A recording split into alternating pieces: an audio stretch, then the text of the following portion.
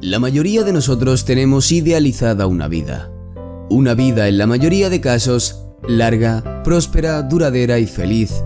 Esperamos pasar por este mundo el máximo de años posible sin que nada se interponga en nuestro camino.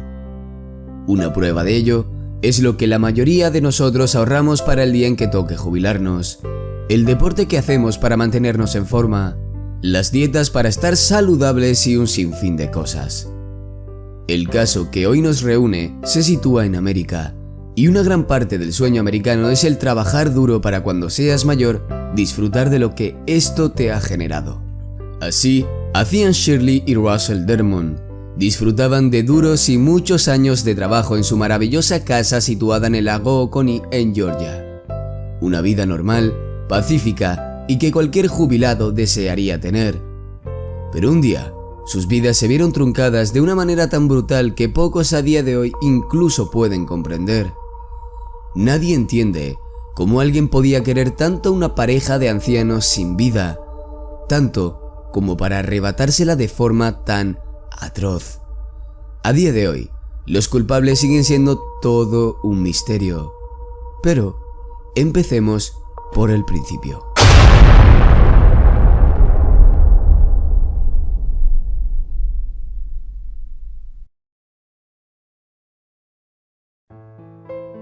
Shirley se casó con un veterano de la Marina llamado Russell un 15 de diciembre del año 1950. Dos personas trabajadoras y con las ideas claras que sin duda tenían un gran futuro por delante tanto en lo personal como en su matrimonio. Con el pasar de los años tuvieron 4 hijos, una niña y 3 niños. Uno de los niños murió en un tiroteo en Atlanta por estar involucrado en el negocio de las drogas.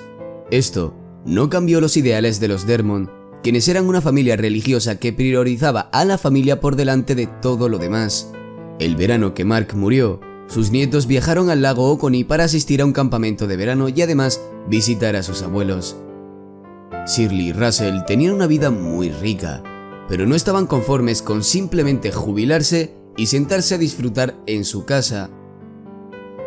Russell, por su parte, era un gran aficionado del golf y Shirley, una gran escritora y artista que pasaba gran parte de su tiempo completando crucigramas. Toda esta riqueza provino de Russell, quien de joven fue un exitoso hombre de negocios, era dueño de varios restaurantes Hardee's de Atlanta y se retiró en 1994. Cuando él dejó de trabajar, se mudó con Shirley a Taunton, Georgia, donde construyeron una gran casa de más de $1 millón en Great Waters. La casa se encontraba en un callejón sin salida, por lo que el matrimonio contaba con una gran privacidad, acompañada de unas impresionantes vistas al lago Oconee. Sin duda, tenían una buena vida.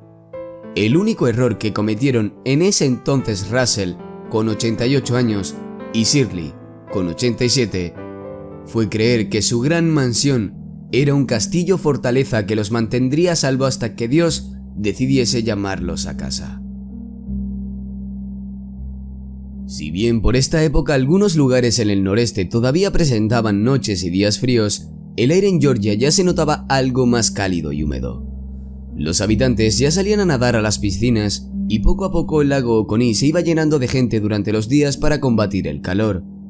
Además, 2014 fue un gran año en comparación a los demás para visitarlo, ya que en junio y julio se estimaba que las temperaturas iban a subir más de lo acostumbrado junto con la humedad.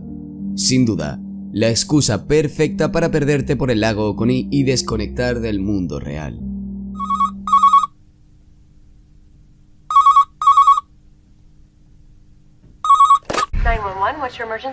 En la mañana del 6 de mayo del año 2014 entró una llamada a los servicios de emergencia del condado de Putnam. Al otro lado, se podía escuchar a una mujer muy aterrorizada, angustiada y casi sin aliento. Sí. Tengo una emergencia. Creo que tengo a alguien muerto. Oh Dios mío, oh Dios mío. Al sheriff Howard Shields simplemente se le dijo que varias personas habían perdido la vida en la dirección que llevaba a la mansión de los Dermond. No era normal ver asesinatos en Great Waters, hasta ese día, al menos. Era el tipo de lugar donde todos sabían que si alguien se salía de lo normal, enseguida todos los vecinos lo notarían. Sabrían que por allí había un vehículo que no pertenecía a la subdivisión. Además, a la entrada había una puerta la cual estaba ahí para agregar una capa más de seguridad, aunque parece que simplemente estaba para crear la ilusión de ello. Cuando Sills y la policía llegaron, despejaron la casa completa. Tras ello, se percataron que los culpables no se encontraban dentro y entonces, oficialmente, comenzó la investigación de los hechos. La casa estaba en perfecto estado. Lo único extraño parecía ser que la cama de los Dermont estaba deshecha y uno de los crucigramas de Shirley estaba sin completar en la mesa de la cocina. Pero en el garaje se encontraba el cuerpo sin vida y sin cabeza de Russell Dermont. Sills dijo: no había señales de lucha. Para mí, era obvio que la decapitación se había realizado post-mortem. Si alguna vez has visto una herida arterial, brota sangre por todas partes, y eso no lo teníamos allí. Quienquiera que fuese el culpable, colocó toallas alrededor del charco de sangre que rodeaba el cuerpo de Russell para intentar evitar que ésta se filtrara por debajo de la puerta del garaje. Para Sills, estaba totalmente claro de que los culpables querían asegurarse de que el asesinato pasase desapercibido todo el tiempo que se pudiese. Más tarde, la policía descubrió una tercera cosa que se salía de lo normal en la mansión. Shirley no estaba, y debido a ello, los investigadores comenzaron a plantearse la involucración en el asesinato de su propio esposo. Realmente, nadie creía que una mujer de 88 años fuese capaz de cortarle a alguien la cabeza, por lo que a priori simplemente hicieron énfasis en que estuviera involucrada, mas no que fuese la culpable directa. Aún así, había personas que realmente creían que ella podía ser la verdugo del caso. Los investigadores en ese momento entonces tenían abiertas dos hipótesis: Shirley estaba involucrada o los culpables la secuestraron.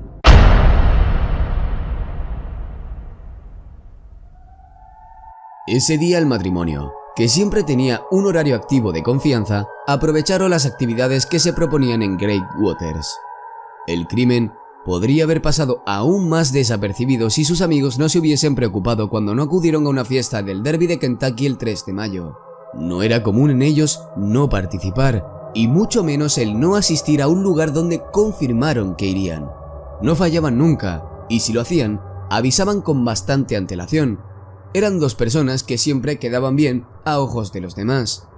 En la mañana del 4 de mayo, los amigos anteriormente mencionados fueron a la casa de los Dermont para ver si todo andaba correctamente. Pasearon por toda la casa de 4.225 metros cuadrados, gritando los nombres del matrimonio mientras los buscaban, pero no fue hasta que el esposo caminó a lo largo del garaje que se encontró con el cuerpo sin cabeza de Russell Dermont.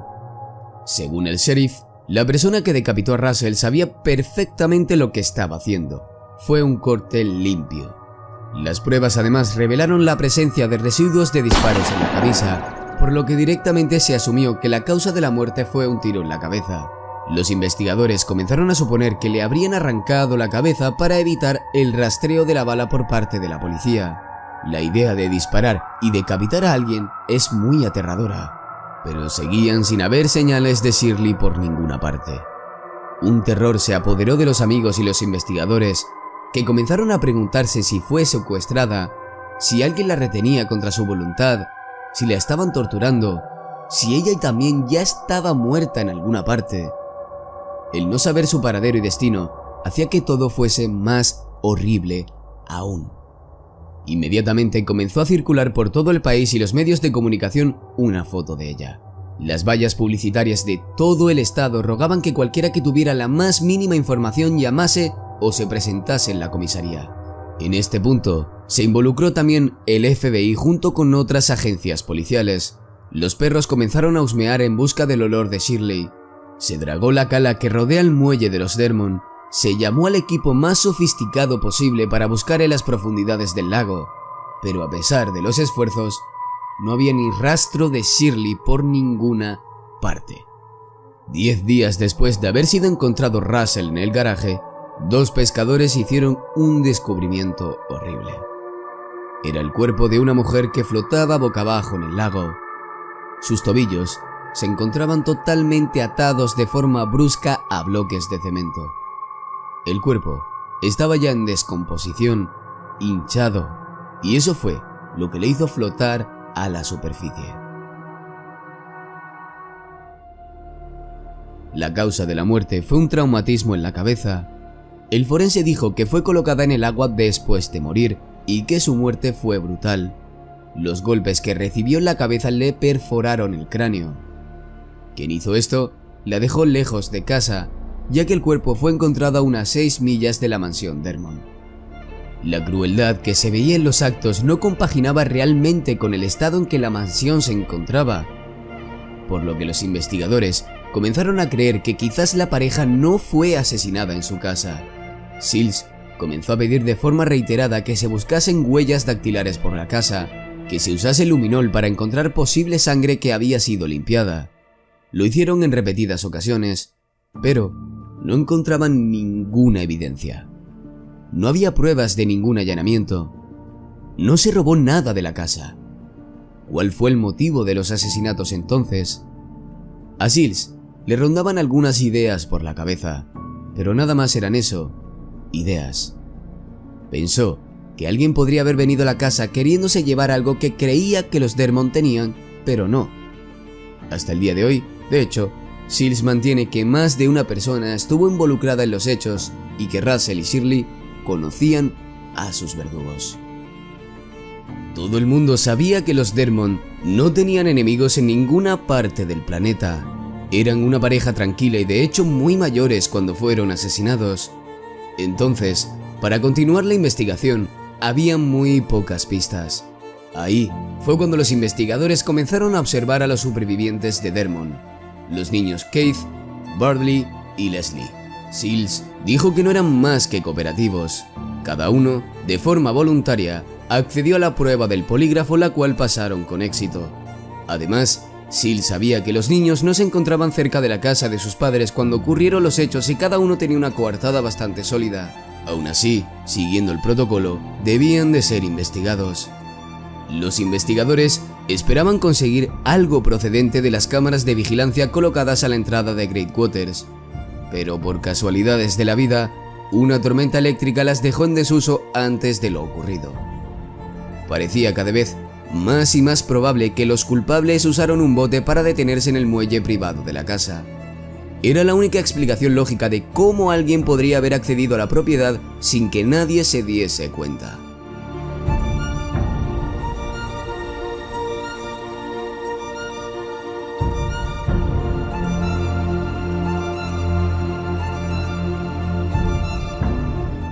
¿Y si los asesinatos fueron simplemente 2 más?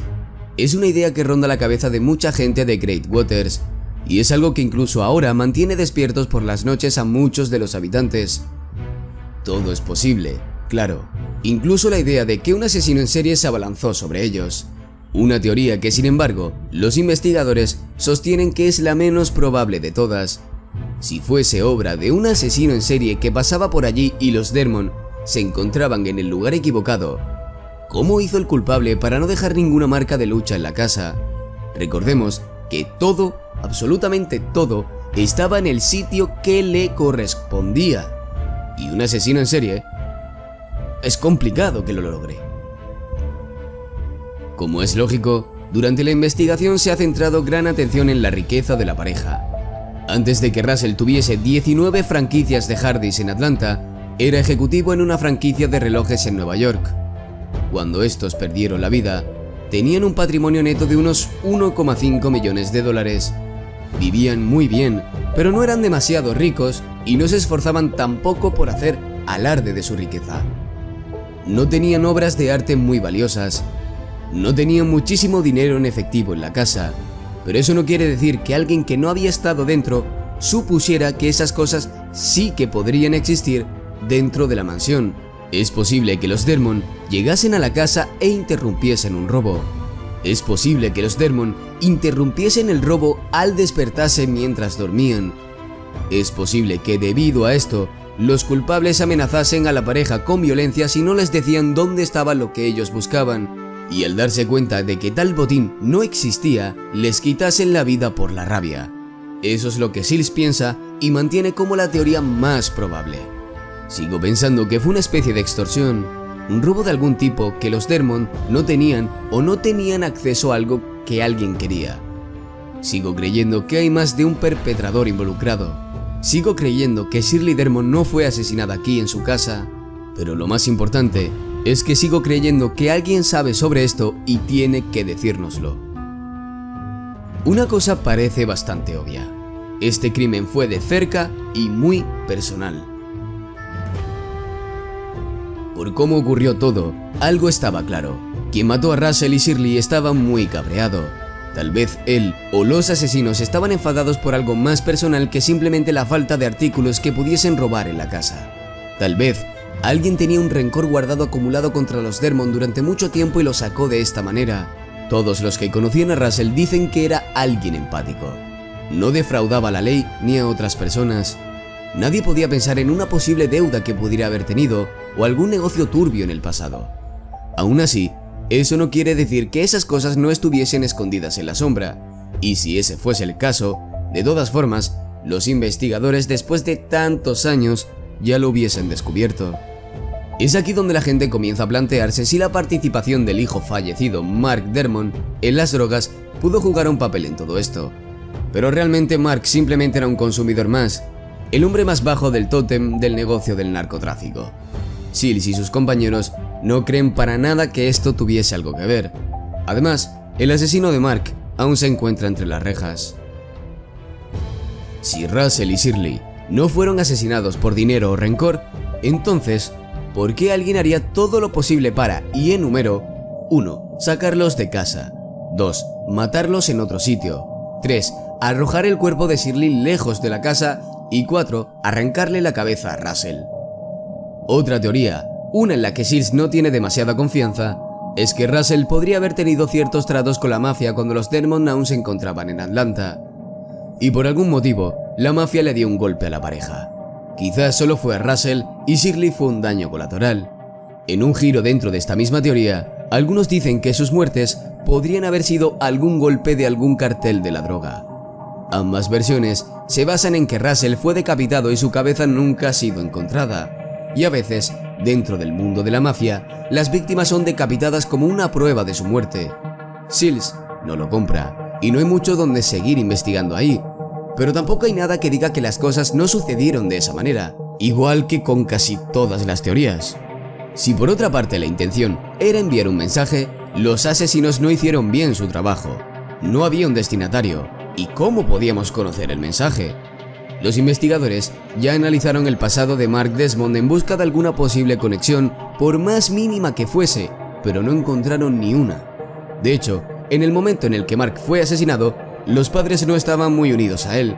La teoría del cártel de la droga entonces aquí pasó a estar completamente cerrada. Ahora, ¿y los testigos? Solo uno se ha presentado en el caso. Fue en 2015, cuando alguien informó a la policía que pudo ver a un hombre en el césped de la casa durante las horas anteriores a los hechos. Este posible testigo se convirtió en una persona importante en el caso, pero algunas de sus respuestas a las preguntas realizadas por los investigadores no tenían ningún sentido, y hasta ahora no se ha conseguido nada proveniente de él. No hay huellas, no hay ADN, no hay sospechosos y no hay motivos conocidos. No hay siquiera una escena del crimen.